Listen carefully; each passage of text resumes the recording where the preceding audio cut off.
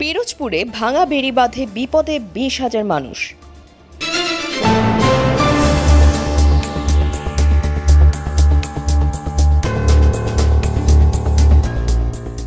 পিরোজপুরের উপকূলীয় গ্রামগুলোতে এখন বইছে আতঙ্কের হাওয়া।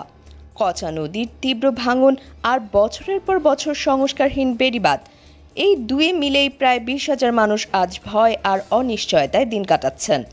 সদর উপজেলার কলাখালী ইউনিয়নের কৈবর্তখালী গ্রামের বাসিন্দা শিমুল শেখ, যিনি স্ত্রী ও ২ সন্তান নিয়ে কাঁচা মাটির ঘরে থাকেন, বলেন বর্ষা এলেই তাদের রাত কাটে অজানা দুশ্চিন্তায়।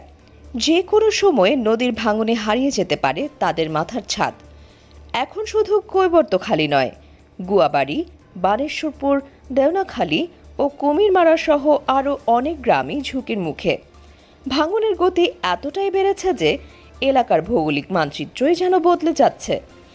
জানা গেছে ৮০-র দশকে নির্মিত যেসব বেড়িবাঁধ মানুষকে সুরক্ষা দিত, আজ সেগুলোর অধিকাংশই ভাঙা বা মারাত্মক দুর্বল।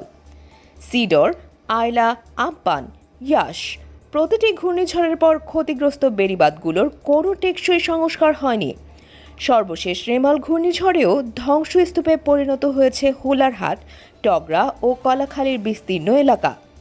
স্থানীয় কৃষকরা বলছেন, জোয়ারের পানিতে জমি ডুবে থাকায় ফসল চাষ করা যায় না। এতে যেমন আর্থিক ক্ষতি হচ্ছে, তেমনি বাড়ছে মানবিক বিপর্যয়। পানি উন্নয়ন বোর্ড বলছে, ঝুঁকিপূর্ণ অংশের নতুন বাঁধ নির্মাণের প্রস্তাব পাঠানো হয়েছে এবং বাজেটে এ বিষয়ে ব্যবস্থা নেওয়া হতে পারে। তবে স্থানীয়দের দাবি একটাই, ত্রাণ নয়, চাই টেকসই বেড়িবাঁধ।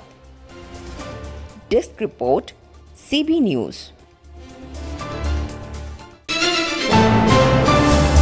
Subscribe now for daily news and updates.